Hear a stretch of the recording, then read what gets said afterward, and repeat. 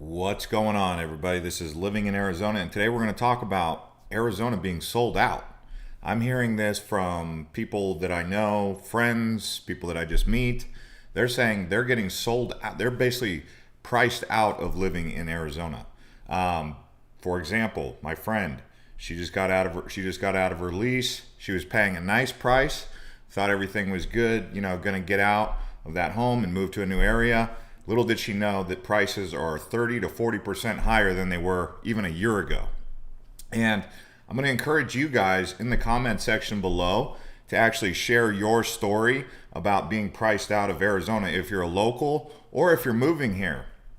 We're going to talk about some of the variables that are at play here that are really causing this. So thanks to everybody who's joining in the chat here. We got 4 likes, just getting started. Thanks to everyone who already dropped a like and comment.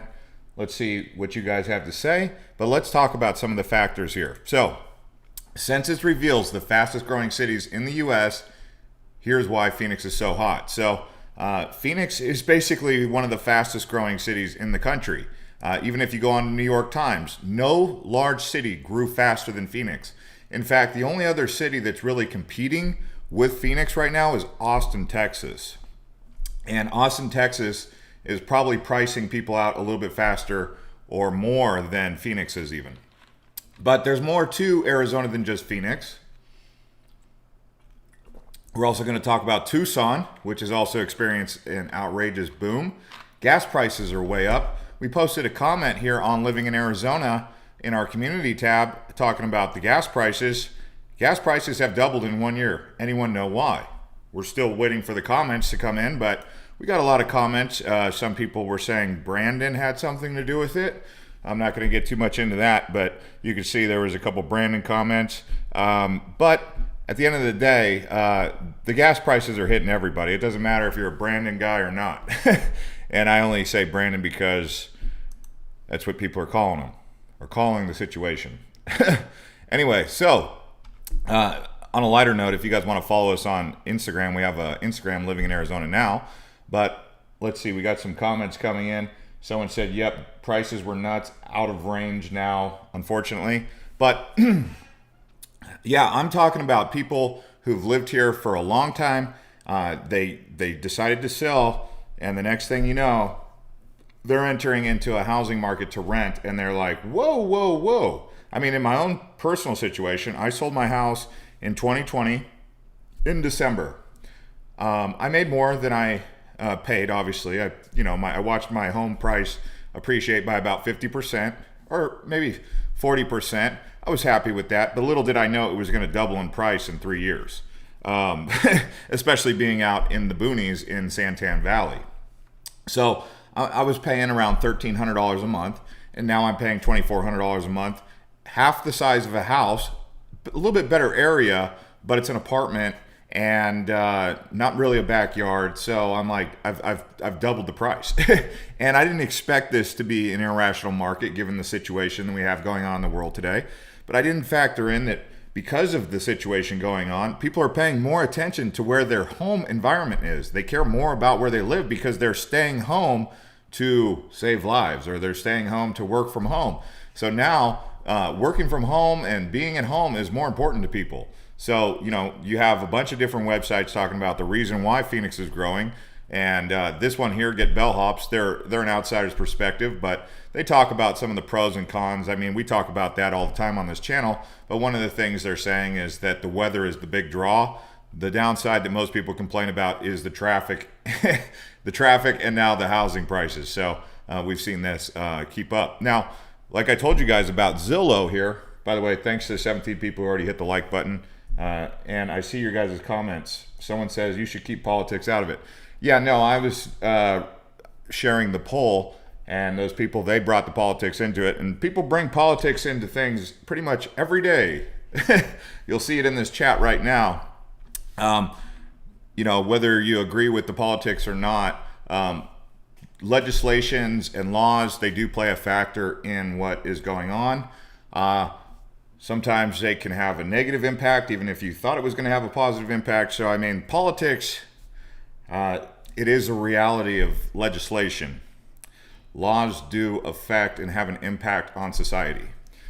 So let's talk about this right here. According to the Arizona Regional Multiple Listing Service, the median sales price in the Phoenix region was $410,000 in September 2021, up 26% from the previous year.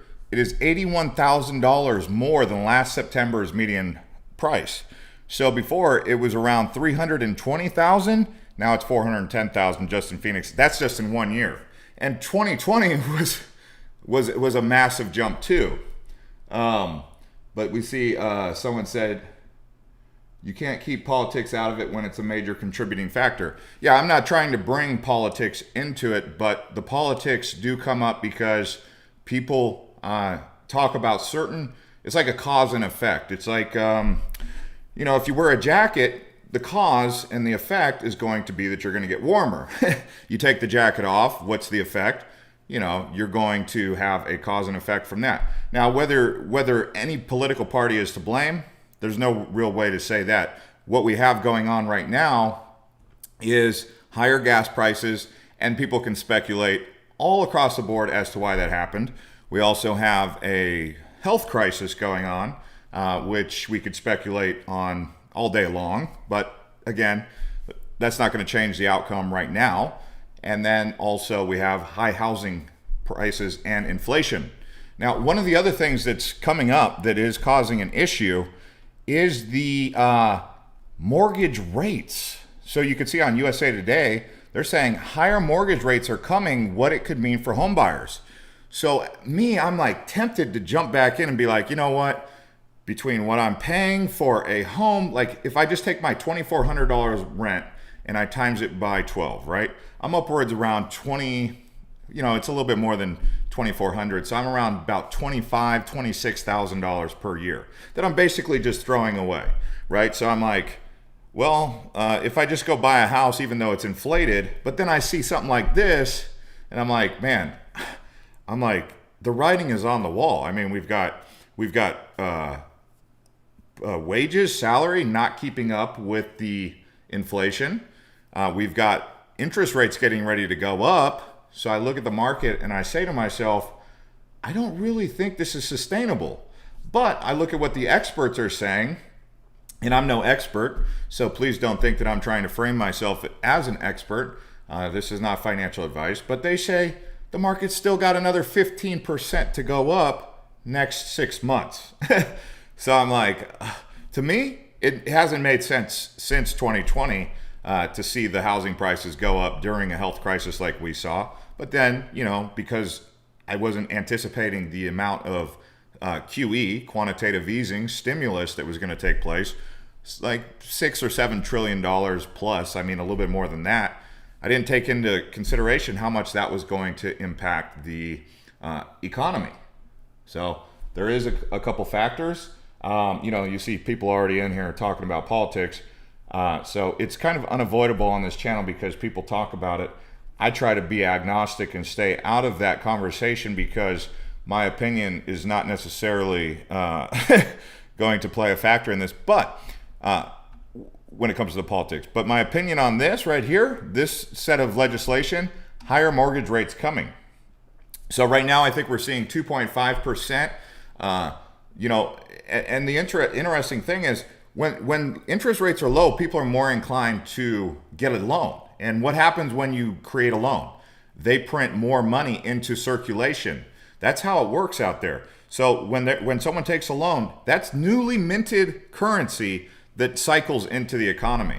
And that's what's causing the inflation. All of this debt, all of this stimulus that's being created from these home loans and from the quantitative easing that took place, that inflated the economy. But they're looking to actually stop the inflation now. They're looking to stop printing money or slow the printing, the money printers down.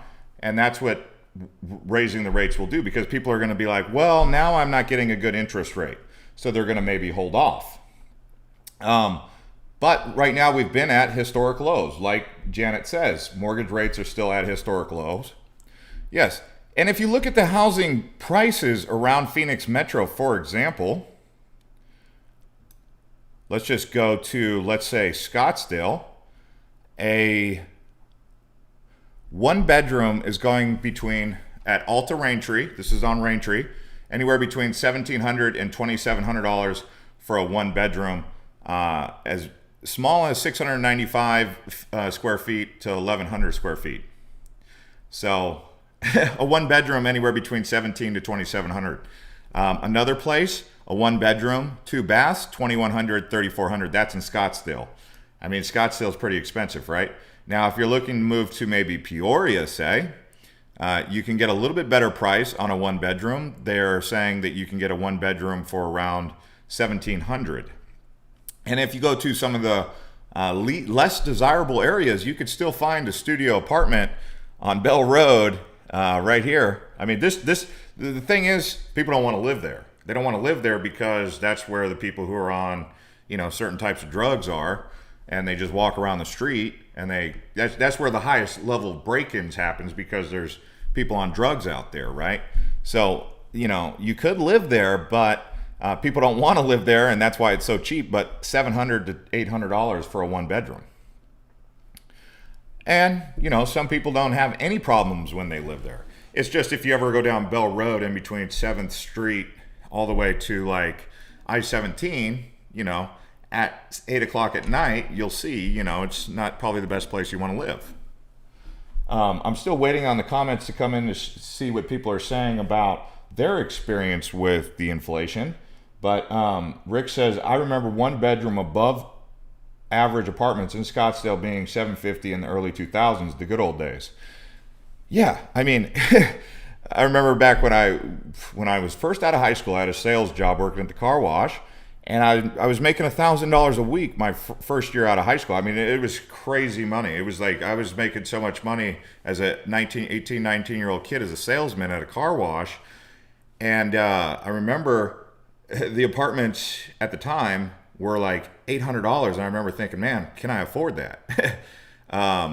Because, when you're a salesman, nothing's guaranteed in sales, right? It's just, you just go out there, and if the sales are there, but it could all dry up any given day. It's like being a real estate agent right now is a great job, but the second the market starts going down, it's like, it's not such a great job anymore. That's the nature of sales. But when I was doing that, yeah, that takes me back to the early 2000s, the year 2001, 2002, when $1,000 a week was good pay. But nowadays, $1,000 a week doesn't even really get you much. I mean, if you're making $60,000 a year out here, you're barely scraping by. But back then, it was a lot of money. I used to think back then, oh man, I should save some of this money. But if I saved it, it would have lost its purchasing power. So I would have been better off investing it. So, there is a power in investment that something needs to say. Jeff S. says, whole thing needs to implode. I mean, it's irrational. That's the whole thing. The whole market, the housing market is irrational. So what's behind the whole big drive to move to Phoenix? Well, it's the weather, apparently. People want to get the heck out of the snow, and they're paying more attention to where they live than ever before. And the big thing is, people are trying to get out of the snow, and that's the driving force. I mean, you can speculate all day long as to other reasons, but that's the big ticket. So let's see what everyone else is saying. Get out of cities before the hordes of... Oh my gosh, no, I'm not going to talk about that. See, now, it's like you get the doomsdayers that come on here, and the next thing you know, they're talking about the end of times and all this stuff, and whether it's politics or doomsday, I mean, the conspiracy the thing is, I can't talk about that on here because this isn't a conspiracy channel or a politics channel. If you guys want to go watch, what's his name, Ben Shapiro, he'll dial you in. Or you could watch MSNBC with Lester Holt. He'll get you really dialed into all the bad things going on in the world. Every time I watch, for some reason, my YouTube program is programmed to every day show me MSNBC with Lester Holt. And every day it comes in with Manuel, or I can't even remember their names. I just remember Lester Holt. He's like, now, today, disastrous tornadoes strike Kentucky. People in grave danger. Next, COVID strikes. Hospitalization is going up. People in panic, in fear. And I was like, every single day with Lester Holt. And he's really good at it because he's like, you want to listen to Lester Holt because he's like a trustworthy guy and he's really interesting. But every day I see that show, it's It's like negative, negative, negative, negative. Every day he's selling me more fear. And then they interview Dr. F. I'm not going to say his full name. And that guy, every day, he's like selling me a whole bill of fear. So I don't know what's going on. I mean, but that's the politics behind it all, I guess. People like to see that stuff. Rick Smith says, sounds like David Muir. Yeah, I mean, I think it's crazy how watching the news, that's why I travel. For those of you who follow me on Island Hopper TV, that's like, I spent 2 months traveling because I was actually starting to get sucked into the matrix, and I was like, I need to break out of the matrix. So you could see I just went down to South America, and we just posted some new videos. You guys should come over and check them out. I did El Salvador, San Salvador, Lake Atitlan in Guatemala, and lots of Costa Rica, of course. We got the new series of all the Caribbean places I went to: Puerto Rico, St. Thomas, U.S. Virgin Islands. If you haven't seen the St. Thomas, U.S. Virgin Islands, or the St. John one, if that's the only two that you watch, I mean, you could watch Punta Cana. That one's good too, and Costa Rica. I mean, you can watch them all, but U.S. Virgin Islands really will break you free out of the matrix. So hopefully you guys go over there and take a look at that. But back to the conversation at hand with the constant fear mongering, and I don't know. Maybe that's why people want to stay home more, is because they're scared to go out. But for me, as someone who just traveled around to all these different places, you wouldn't even know there was a pandemic on, except for the fact that every time you get on a plane, they tell you, put the mask over your mouth and nose, and make sure you have it on there the whole time. But the second you get out into the towns and the villages, no one's wearing masks. So I don't know, and they don't. And you know, I'm not saying it doesn't exist. I'm just saying that in the big cities, they play the game really good. New York, San Francisco. But as you get out into the small towns, it's kind of like, what's going on here? You know, why aren't these people dealing with a lot more problems than the people in the cities that are having this panic, freak out moment? There was a guy that I was following. His name's Dave Portnoy from Barstool Sports. He said, what's going on here? He said, all these, the New York continues to be the epicenter of every single outbreak, and so does California, and so does Massachusetts, and they have some of the strictest guidelines, whereas in Florida, they have some of the most lax guidelines, and they're no further ahead or below than the places that are having the freak out effects. I mean, everyone trades spots. It might be 1 month in New York being the epicenter, and then it'll go to Florida or Arizona, and then it'll flip-flop back up to Washington or one of those other places. And he was saying, are the freak out moments, all the fear, is that really necessary? And that's, I think, what everyone wants to know. Is all this fear mongering really necessary? And that's what's causing a lot of the problems that we see with the abnormalities in everything, because the inflation, the supply shortage, the housing shortage. I mean, part of the reason there's the prices in Arizona keep going up is because there's a supply and demand issue. They can't build them fast enough. And back in Arizona, one of the things we used to do really good out here was build. I mean, Arizona was like the leader in building. I mean, if you opened up a contractor business, you got your general contractor's license, and you were a builder, you went from making, maybe $35,000 a year to all of a sudden making $500,000 to $1 million a year during an Arizona housing boom. It might only last for 2 to 3 years, and that was very much a boom and bust cycle. But right now, the areas that are booming, you have Goodyear and you have Buckeye. They are building. They're turning all of this farmland into what eventually becomes tract homes. These communities that look like this. See that? And they basically plot it out, and they kind of make these roads that meander in and out, and they put all the homes on there, and then they put a park in between or a golf course in between. And that used to look like this. All these farms, because I mean, they're basically taking the water. They're like, hey, we don't want to waste the water in Arizona growing cotton anymore, or whatever they're growing. I mean, cabbage or tomatoes. They just basically offload that somewhere else, which is another concern. But you can see there's all these ripple effects that we're seeing, and it's like, how sustainable is that? You have to really ask, how sustainable is all of this ridiculousness that we're seeing? Because what goes up must come down. So I'm just kind of, at this point, I can't really rationalize a reason why I would want to buy a home. If I'm moving to Arizona or still living in Arizona or living in Phoenix or Tucson, I'm still just renting. Now that could end up being the worst advice ever, because maybe the market continues to go up 15% year over year over year over year, and they keep on printing new money, and the interest rates are not ever too high to make it unreasonable to rent. But something in my mind tells me it's just a matter of time before this thing corrects. The market is due for a correction. Everything is due for a correction. Now, one of the things that you have to realize about a correction, if you just look at the stock market, for example, just look at the stock market. There's always someone who sells the top. It's so funny because the people who are begging Elon Musk, for example, to sell his stocks, they did that man a favor. He sold Tesla at like an all-time high, okay? So he sold Tesla at an all-time high. If he would have sold that stock like 2 or 3 years ago, he would have sold it at like 1/5 or 1/10 the price it is now. I don't remember the exact price because it did a half. They halved it, you know.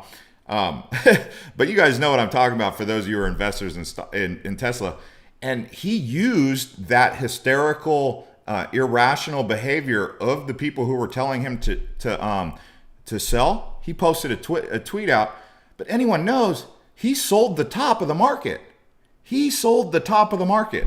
And you know, when someone sells the top of the market, sometimes that can be a ripple effect. So you have all of these big time CEOs who are out there being like, all right, guys, you said I don't pay taxes. I'll go ahead and sell the top of the market. And that becomes the cascade. It's like the prick on the bubble that pops the whole market bubble. You know, selling at an all-time high. Now the market could it could retrace, correct itself, and then revisit all-time highs again. Or that ends up being the market top. We'll see. But with the conversation taking place where they are talking about raising interest rates, that typically is an indicator right there. I mean, you factor in inflation already taking its stronghold in the economy, housing prices going up, wages not really keeping up. I mean, here in Arizona, let me ask you guys if you live here. If you know housing prices went up 50, 60% in the last 2 years, did you get a 50 to 60% raise? Okay. Now ask if all your neighbors did. So that means that 50 to 60% raise. So if you were making $100,000, are you now making 150? Are you now making 200,000? Depending on, I mean, some areas doubled in price too. So are you seeing that in the market? Are you seeing that with your peers? Are you personally experiencing that kind of inflation in wages? So, I mean, the light bulb's got to go off over your brain and say, something's not adding up here. I mean, that's kind of where I'm at, where I'm like, if I'm going to buy, I'm like, do I really want to buy the top of the market? I mean, there's people out there like Zillow. You think that Zillow didn't know what they were doing a year ago when they were knocking on people's doors saying, I'll give you $20,000 more than what your house is worth. And they were just in the market of flipping it. Now, I heard Zillow's sitting on a big inventory that they got to figure out what they're going to do with it. But, I mean, they knew what they were doing because they were like, the housing market's going to inflate because they pumped a bunch of money into circulation, which is going to cause the 6.5% overall inflation that we've seen year over year. So we'll see. Wish you good. Someone said the whole economy needs to implode into the ground. Well, I'm also not one of those guys because I don't want total mayhem on the streets. It's like war. Like, you know, people always want war, but you ever ask someone who actually went to war, like you ever talk to a World War II vet or a Vietnam vet, they don't want to talk about war. But people who've never been to war, they're like, yeah, man, we need war. We need war. They're all warmongering. But it's like, no, you don't really want carnage on the streets because that's not going to be good either. So people who are hoping for an entire knockdown, drag down, blowout of the economy, I'm like, are you sure you really want that? Because be careful what you ask for. That's kind of my take on it. Play says, I think Zillow is getting out of the home buying business. Didn't work for them. Yeah, they got overly greedy with it. They bought too many homes. Now they have too much inventory. It could work out great for them. I mean, it sounds like they just had this master plan and they were sitting on tons of capital from stock buybacks or whatever they were doing or however they generated all that money. Now they're just, they overdid it. They went a little bit too hard. Christian says people who bought homes in 1950s and 60s thought the top of the market was in the 80s, but they were wrong.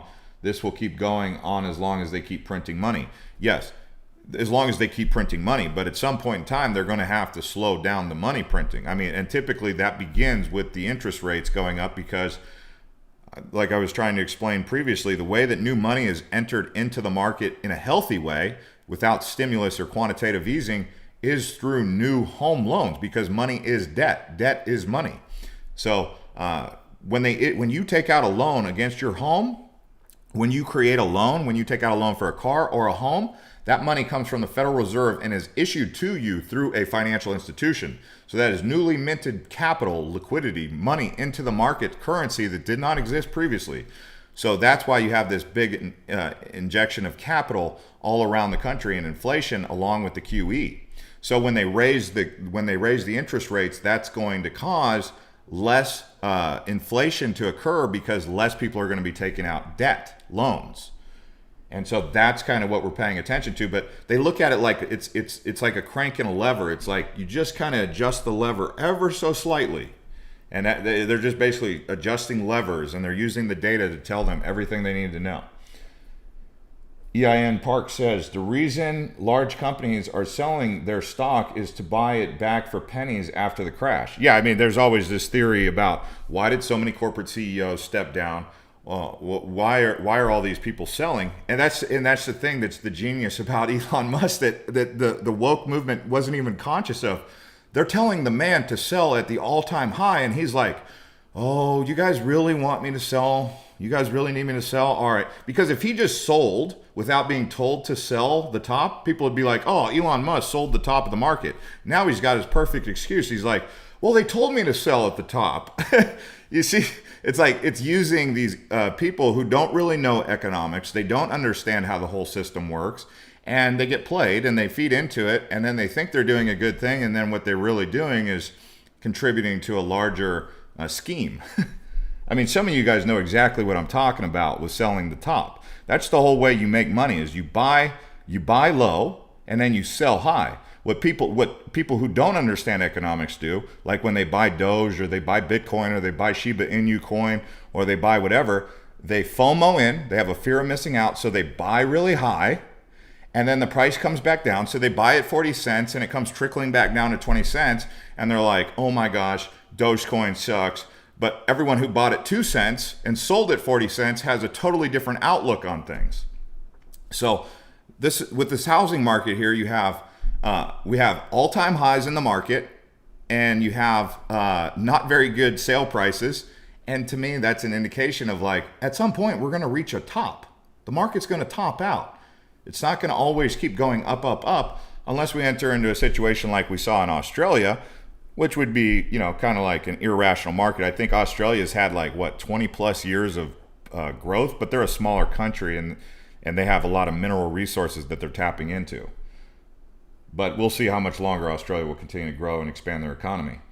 Clint says, "I'm a veteran. You never want to go to war. You never get shot out of your head." Oh, yeah, no, I mean, that's the whole thing. That's why when people are sitting here telling me, "Oh, I can't wait for the market to crash and explode and the whole economy to go down," I'm like, I don't know about all that, because that's going to be mayhem on the streets for everybody. And we don't know what that's going to look like. I mean, I don't have a crystal ball, but it's like, when there's no war, people are all hungry and gung-ho to go to war. They're like, "Yeah, give me some war. I want to do some war."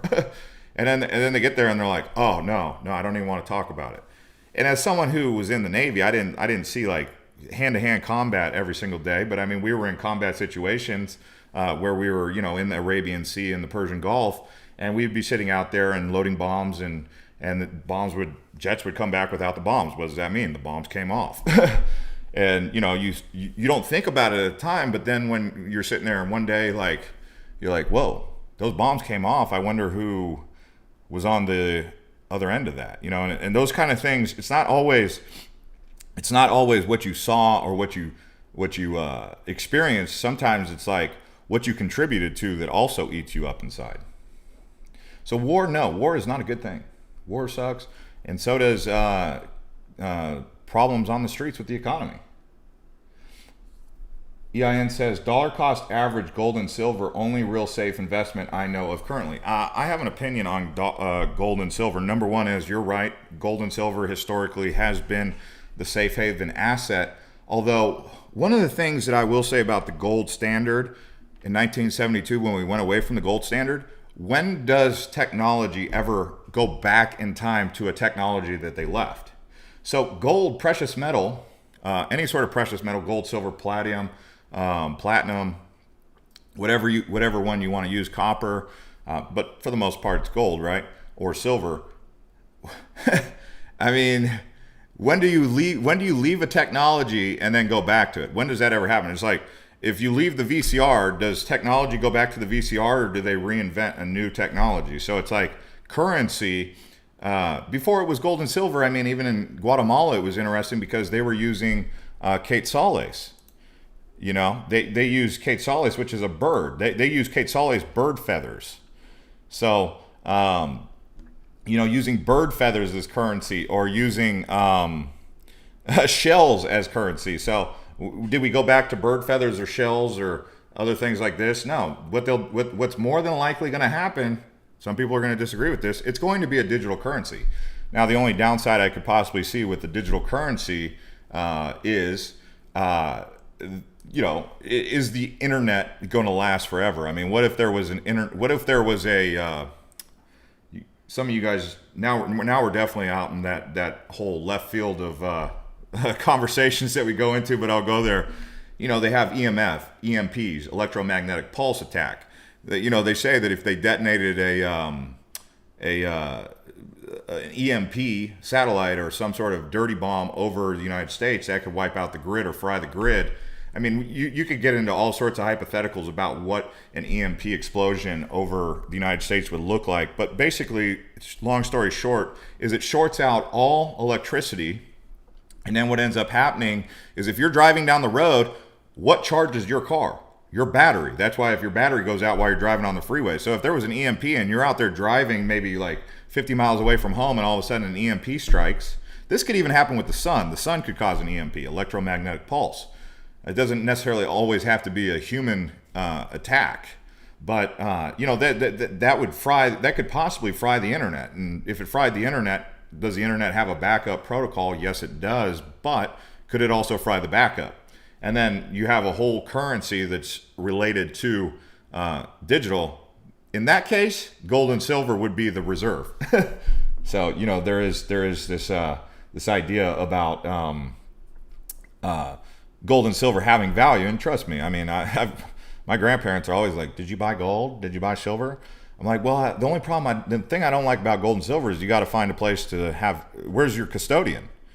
Are you going to put it into a bank in a safety deposit box? But then that defeats the whole purpose of having the gold and silver, because you don't have physical custody of it when you need it, right? So we'll see. Linda says EMPs are nuke detonated at a high altitude. Yes, it would be in the ionosphere or the atmosphere, some sort of stratosphere or something like this, like a satellite. But again, it's not always going to be like a nuclear attack or an attack. It could be from the sun. The sun has had EMPs. They call them solar flares. If you look it up, I mean, some people say it was a solar flare that wiped out the dinosaurs. But I mean, it's like even in El Salvador and Guatemala, they build these towns near volcanoes, right? And they're getting ready to build Bitcoin City out in El Salvador because they made the reserve currency. They became the first country to build a reserve currency, or make Bitcoin the reserve currency, right? And you can see it in this video. I kind of mention it, but they have like 4 or 5 different volcanoes in the country, and some of them are still active. I mean, Antigua right here is active. They built a community right there at the base of 4 volcanoes. And I was thinking, I'm like, man, I don't know if that's the best idea to build at the base of active volcanoes, because, we saw what happened in Mount Pinatubo in Philippines with Angeles City. But the point is that, they're just not living in fear. They're like, hey, we'll just keep living life and building it. And if something like that happens, we'll have to cross that bridge when we get there, right? I mean, these are like this is the whole idea. Thanks to the 61 people who crushed up the likes. If you guys want me to keep going, I can, or we can wrap it up here. We can keep talking about a myriad of different subjects now that we've already talked about the main point of people being priced out of Phoenix. But if you guys want me to keep going, smash the likes. Hit us up to like 80. Let's see if we can get to 80, and let me see if my Red Bull's even working. I got the Tropical Punch. This is not a paid promo. This is some of the gear that we've got coming out too. You can see the Cobra clothing. I don't know if you guys like it, if it's something you would wear. Outdoor performance is what we're calling it. Cobra Outdoor Performance. If you like to go outdoors and do things, you know I do. I wish I could create a shoe company, because like shoes are really important. Shoes are really important. Like it seems like some of these Nikes I'm getting these days, like the little bubbles, the Air Max or whatever, when I walk, they kind of squeak, and I'm like, what's up with that, Nike? But launching a whole shoe brand is crazy. And it's not easy to do. So we have Ray. He says, bought my house in Mesa 2014. Best decision I ever made. Yeah, I mean, if you bought a house in 2014, you're just sitting there, you know, when you're cooking ribs on the grill in your backyard, you're licking your fingers and going, yeah. And then you're hearing your next door neighbor talking about how much they're paying. You're like, yeah, I only pay $1,200 a month. And they're like, yeah, well, I'm paying $3,600 a month. And you're like, yeah. Let me know if you need anything, neighbor. You know, I don't know, man. Linda says, but high altitude gets cold during the winter. Someone said, you need 7,000 feet in Arizona to avoid the heat in monsoon season. I mean, 5,000 feet will do it. Prescott will get you out of the heat. Prescott will get you out of the heat. Prescott gets a lot of monsoons, so they get all the excitement of the monsoons, including the flash floods, but they don't get the 117, 118 that they get in Phoenix. Instead, on that day, they'll just be 101. Okay, Sheba, Emun.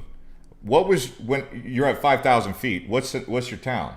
What's your town? Are you in Prescott? Are you in Cottonwood? Where are you at?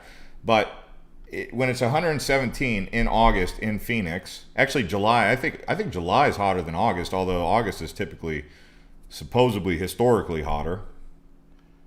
Brian says he loves living in Prescott. Yeah, be careful saying that on here, because everyone will hear that you love living in Prescott, and they'll be like, all right, scratch 117, 118. There's another place to look, Prescott. Next thing you know, everyone's trying to move to Prescott. The word gets out. Next thing, Prescott goes from a sleepy little town of 50,000 people to all of a sudden like 100,000, 200,000. And then you're like, are they ever going to fix the roads out here because traffic sucks? And they're like, well, we didn't anticipate this kind of growth. That's the kind of stuff that happens in these small towns. Like, I mean, we're seeing it even in Phoenix. Like, they don't have freeways that go down to Santan Valley or Queen Creek. Like, there's the closest freeway, the 202. So if you're living out in Santan Valley, you got to take this road right here. It's called, oh no, that's a train track. There's a road right here. It's called Hunt Highway. Hunt Highway maybe 4 or 5 years ago was decent. You could drive Hunt Highway, no problem. Let me show you Hunt Highway, actually. Probably not a lot of cars on the road now. Nowadays, see, this is what Hunt Highway looked like not too long ago. But you can see all this building. You see all that building right there? What do you think is going to happen when all those people move in? That's how many different homes? I mean, can I zoom in on that? You guys can see that? There's all these master plan communities out there, and they don't have any freeways. And look at Hunt Highway. I think it's 1 lane in each direction. No, 2 lanes in each direction. Some areas of Hunt Highway are maybe 1 lane, but soon that's not going to work. They're going to need an actual freeway out there. So we'll see. Ray says, my employees are all remote but live in Phoenix. They keep asking me if they can move to Prescott because they can just work remote. We're not there yet, but it's coming. I mean, I would say remote work is the future. Although Phoenix and Arizona is not set up for remote work because the lifestyle is not really conducive with that, because we're built for transiting. So Phoenix is a city that's built for getting in your car and driving across the town on a freeway. It's not built for just living in your little suburban place here working in your home every single day, because what ends up happening is after your little honeymoon of working from home for 6 months wears off, you're kind of like, oh my God, this is kind of boring. I mean, once you work from home for about 6 months plus, that's when you really start thinking about your home situation. You're like, should I upgrade? Do I need a bigger home? Do I need a piece of property? Do I need a garden? Because you're like, what am I going to be doing every day working from home? Because the lifestyle of waking up at 7 in the morning, getting on Elliott Road, going to the 202 to drive over to downtown Phoenix, to go into the office to say hey to Joe and Pete and Sandra and all those people that you work with face to face, and then, do the opposite in the afternoon. It's kind of like a lifestyle habit. It's not ideal because you're dealing with traffic, but when you're working from home, I mean, you basically need these live, work, sleep, play, all in one community. And they didn't build anything like that. I mean, you would need like this whole mall, like this nice area where you can go walk around the promenade. Phoenix isn't built like that. That's another thing that people aren't thinking about. When this whole nomad or this whole work from home thing really goes online and becomes a thing, where Zoom calls are the new way moving forward. I mean, that's why they're investing so heavily in the metaverse, because they think that, for those of you who've seen the movie Ready Player 2, I don't know if you guys have seen is it Ready Player 2 or Ready Player 1? But in Ready Player 2, it's like the year 2040. If you guys haven't seen it, it's on Netflix. I think it's on Netflix or Amazon Prime or something like that. Anyway, the whole point of the movie is that this guy, the world around him is not that great. It's like, so what he does is every day he comes home and he puts on his Oculus or his Sony VR or his headset, and he escapes into the metaverse. And in the metaverse is all this cool stuff going on that's way cooler than reality, so he escapes to virtual reality. So that's why there's this big push to get into virtual reality, because people are going to be more sedentary. They're going to be living at home. Me personally, I'm not trying to do that. That's why I travel. I'm like, I'll invest in the metaverse because I could see why they're going to do it, because I think some people are going to get into this whole metaverse thing and they're going to really subscribe to it. But me personally, I like to travel and see reality. I like reality. But some people, they're into this virtual reality, and I tried it with the Oculus, the Facebook headset. I didn't really like it. Well, I liked it. I didn't like it because I could see how it could become addicting. Did any of you guys out there have a virtual headset, like a Sony VR or an Oculus? Because you probably know what I'm talking about. Playa says, the Great Resignation, people are going to demand that they want to work from home. Yeah, that's not going to work too well for everybody who likes to eat out and go shopping, because, they on the same token that everyone's all like, yeah, the Great Resignation, the greatest thing ever. People are getting, this and that. They're not taking into consideration that when they want to go out and do entertainment, that the quality of customer service is going to go way down, because like a restaurant, say in Cave Creek, El Encanto, it's a great restaurant. It's a Mexican restaurant. It's one of the most popular restaurants. They've been closed, or they were closed for like a couple months because there was a labor shortage.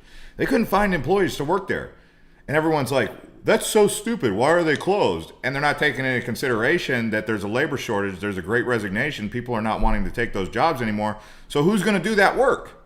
So when you want to go eat out, go eat at McDonald's. I mean, you better hope that artificial intelligence really picks up and the robots really start, the assembly lines to build the robots really pick up, because that's the only way they can really solve that problem. If people don't want to do the work at the grocery stores or work at the restaurants.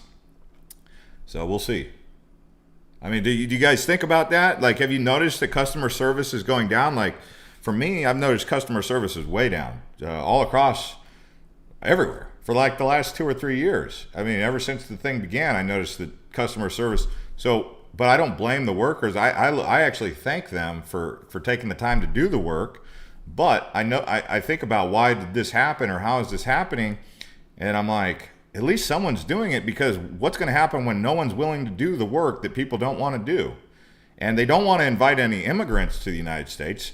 There's so many people who are like, we don't want any more immigrants, we're full. Well, the only ones left to do the work, aside from robots, are the immigrants. Because Americans, they don't really want to do the work.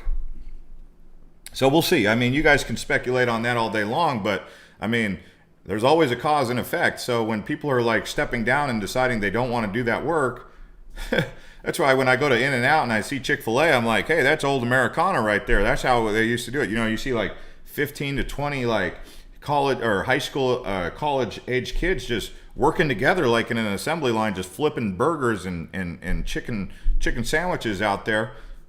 That's how it used to be. But those kids, I don't know how much longer that whole is going to last. I mean, maybe the kids, maybe it'll be a good thing. Maybe the kids will start getting back to work and having a good work ethic. We'll see. I mean, there's a whole bunch of different avenues we can go with how it could work or how it couldn't work. Thanks to 88 people who already hit the likes. We're trying to get to 100 likes, and I'll keep going. You guys already hit the last target of 88. Linda G says, quit paying unemployment to people who won't work. I think they already stopped paying unemployment. I don't think that's a thing. I don't think they're doing unemployment anymore. I think the unemployment ran out, and I think I think they did extend the memorandum. That's another thing. The thing that we haven't talked about. It's like we haven't talked about this, but they extended the eviction memorandum. When they like dropped the hammer on that, and all these people who haven't been paying their rent for 16 months or paying their mortgage for 16 months, when the time comes, I don't know. What are they going to do? They're going to have a bunch of money in the bank, and they're just going to be like, okay, now I can start paying again. Or are they going to say, hey, no, you owe us some money for those 16 months you didn't pay rent? I don't know. We'll see. Okay, Josh says, wrong. People are getting paid pretty off unemployment. Google. Are they really? So I don't know. I mean, I don't know anyone. I personally do not know anyone who's collecting unemployment right now. I did know people who were collecting unemployment, but I don't personally know anyone getting unemployment. Even though my business was impacted, it was crazy. I didn't qualify for unemployment, and I didn't qualify for PPE. I was just like, what the heck? Now, luckily for me, I invested in Bitcoin, but if it wasn't for Bitcoin, I don't know what. I mean, I guess the universe, God always finds a way to take care of you, right? Whether it's PPE or what is it, unemployment. But I didn't qualify for none of that, so I didn't get any of it. And I was just like, that was a time. I mean, there was a time for 6 months where I was like, no income, because I worked in travel. I mean, in March I get the resignation letter. We're going to have to cancel this contract. And I'm like, yeah, I saw that coming when I started watching the news and I saw that they were going to freeze the whole travel industry. Gilbert says, come on, folks, let's get to 200 and the dice is rolling. Thanks, Gilbert. Gilbert's like the pep rally king over here. Honestly, $20 an hour needs to be minimum wage now. Yeah, I mean, honestly, that's really the truth, but I wouldn't be for mandating that. As a business owner, I mean, just put yourself in the business owner's shoes. Can you afford, if your business is barely profitable, okay? Now, if you're publicly traded on Wall Street, yeah, you got stock options that you can cash out on. But if you're a private company and you're barely making ends meet because the government has mandated that you got to be 50 to 60% occupancy or whatever the case may be, because you're not publicly traded like these publicly traded corporations. Like Tesla, for example, I don't even think they've ever been profitable, but they're like a $1 trillion company. Okay, well, if you're not profitable as a private company, whether you own a mom and pop restaurant or a bar or whatever it is, if you're not profitable, and then they come to you and they say, hey, we need you to also pay every single one of your employees $20 an hour times 8 or 5 hours or however many hours they're working, that's the problem with that. Because, of course, I agree, you basically need to be making like $20 to $30 an hour. But can you really mandate business owners to do that? Because they might be barely getting by. So basically what you're doing is mandating something that's going to force more private businesses to go out of business and cede over to the corporations. In corporate America, I mean, unless you really love corporate America and you're like, corporate America is the best thing that's ever happened to this country, you probably don't want that to happen. What did Mark say? We had 13 inches of rain in Show Low this summer thanks to a very active monsoon season. Thunderstorms every day for 3 months straight. Yeah, Mark, where did they catch any of that water? Because, I mean, in Show Low, it's not coming to Phoenix. I mean, did it go to the Little Colorado, which ended up trickling into the Colorado, which ended up going into Lake Mead? No, because Lake Mead's down. I mean, where did they catch any of that water? I mean, that was the big thing that people were trying to figure out with all the rain that was taking place out here in Phoenix. They were always like, the washes, the floods. I mean, it was raining like crazy out in Phoenix in July. July was a beautiful monsoon month, and it carried over into a little bit into August. I mean, it was great. It was like one of the best monsoon seasons I'd seen in a long time. But people were always asking, are we catching this water? So when it would wash into here, once it goes over here to the Gila River, where's it going? Where's it going? It just kind of like fizzles out. The next day it's 110 degrees. It evaporates. I guess it goes into the water table. But where did the water go? So they were asking, like, do we have water catchment? Are we catching the water? Well, in Show Low, did they catch it? I don't know. I don't know much about Show Low's water catchment. We had this conversation about the politics. People ask that we don't talk about politics in here. But if you guys are going to have the conversation in the comments about politics, I just can't comment on it because people, they get put off by the politics. I don't care if you guys are one way or another, because that's your right to free speech. Okay, I'm not trying to censor it. It's just whether or not I'll respond to it. You know, and it's like, if you come up with some crazy conspiracy theory, I mean, the latest one that's out there, I'm not saying it's a conspiracy theory. Like, there's people out there who are like, you know, all those crazy conspiracy theorists, turns out they were right. And I'm like, well, let me do the data. Let me fact check this. I don't know. I mean, it depends on what conspiracy you're talking about. But now there was some big thing. I didn't even really look into it, but they're like pulling up the JFK files all of a sudden. And I'm like, what's going on with that? Gilbert says, company pays and so do you out of pocket. Salvatore, no, minimum wage should go down, not up, folks. Remember that $5.99 meal you bought 2 years ago, who pays you as a consumer because the businesses are not going to lose?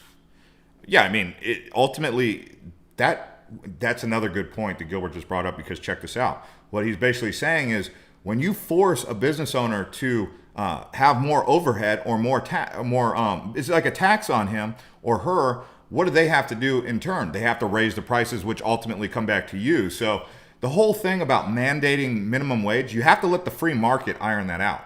It's like, if you're a really good bartender or you're a really good worker, let the free market iron that out. Basically, it's like, hey, this guy's going to pay me more than you, so I'm going to go work for the guy who's going to pay me more. And that's the natural progression of, you know, it's the free market capitalism. When you start mandating $20 an hour, and I agree that you need to be making about $20 to $30 an hour. I mean, you probably need to be making about $40 an hour if you're working a full 8-hour day. But I cannot jump on the bandwagon that says that you got to mandate $20 an hour. Although I'm not disagreeing that should be the minimum wage that people should be striving for. I'm just saying that I can't get on board with mandating that. Does that make sense? Even the definition of conspiracy theory has changed in the last couple of years, but in any case, yeah, I mean, probably just saying the word on this channel, probably YouTube's already like, oh, they're talking about that over there. Let's send a moderator in there to go see what they're talking about.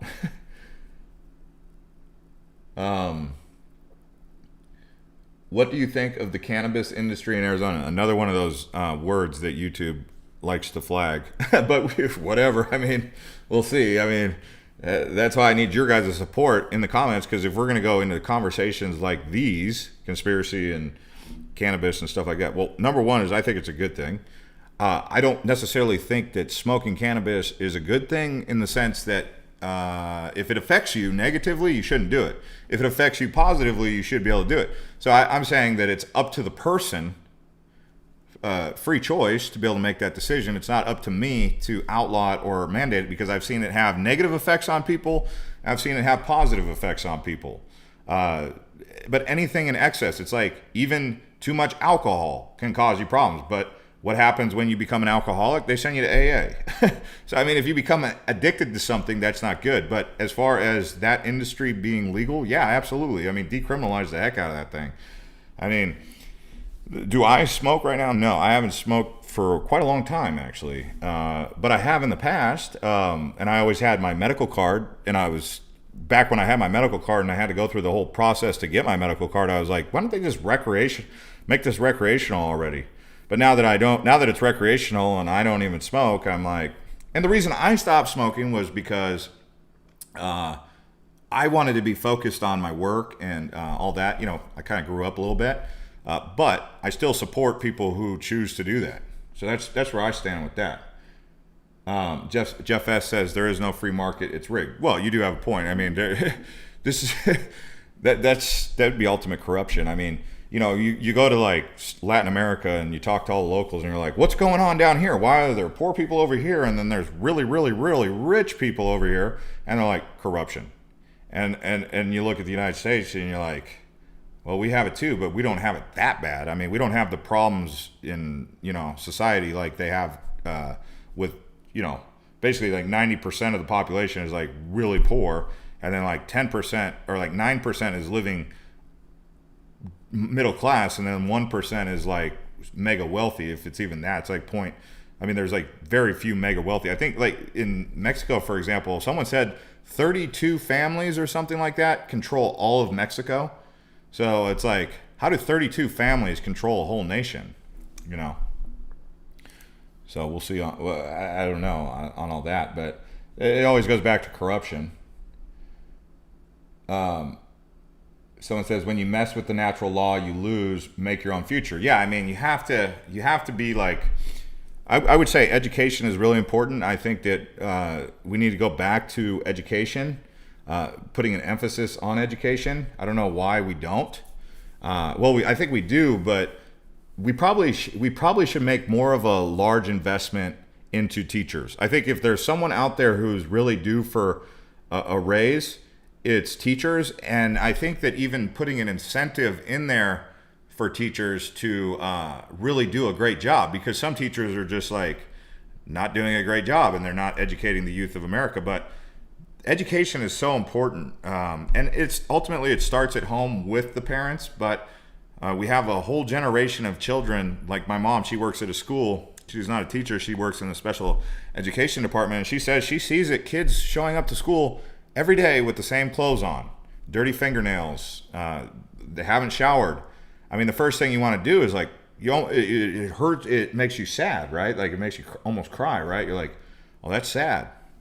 And so, but she sees it, and so, what are you going to do? Go to the parents? I mean, you're going to just tell all these parents that are deadbeats like this, you're just going to say, hey, Child Protective Services, because who's going to take the kids? What are you going to do, put them in a home? I mean, some people would say that they already do that, but the foster care system is like overwhelmed as it is. So we'll see. Oh no. Did that not update the picture? That's what it is.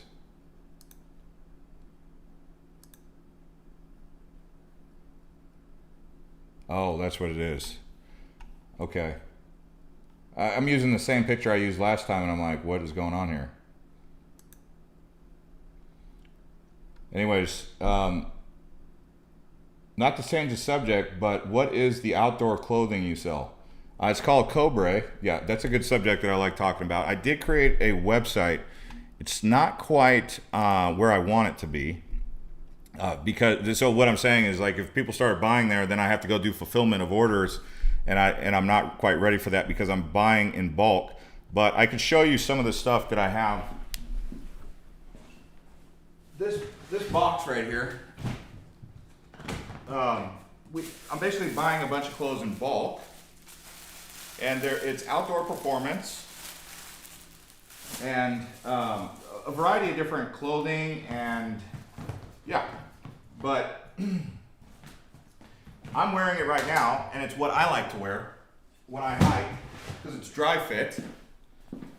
It's clothes that I think are fun. It's hats that I think are fun. It's probably not for everybody, but it works for me.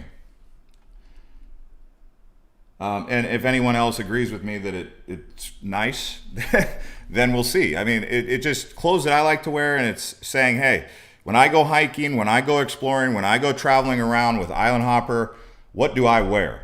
I wear UV resistant clothing. I wear dry fit because I work up a sweat. I wear nice shoes that can handle a lot of walking because it's all about exploration. And I think for me, I need that exercise. And I think a lot of people also like that too. That's why some of our most popular videos are off-road vehicle, our off-road series where we get out there and hike, where we off-road and we drive out in the middle of the desert and then we hike for a couple miles. And then we come back and we drive back the same way we came, whether it be an abandoned cabin, an old mine shaft, or whatever it is. And it's like, when you're out there, what do you wear? I mean, and that does matter. So it's like, when you do it so much, you start to figure out what works and what doesn't. Cotton shirts don't work for me when I'm sweating in 110 degree heat, because cotton, it's like, it builds up sweat and you could get really, it's like, it doesn't absorb sweat. Whereas something like this, it's moisture wicking, it absorbs the sun, and it's long sleeve. It protects me from sun. I don't have to put all this sunscreen on, because I hate sunscreen. I really hate sunscreen. So I'd rather wear clothing that protects me from the bright sun than anything else. Anyways, guys, we've been going for an hour. Thanks to everyone who hit the like button, and we'll see you guys on the next one. And let me know what you guys want me to talk about on the next one. But we did a lot here. You guys shared a lot of opinions, and that was great. So thanks to everyone who watched. We'll see you on the next one.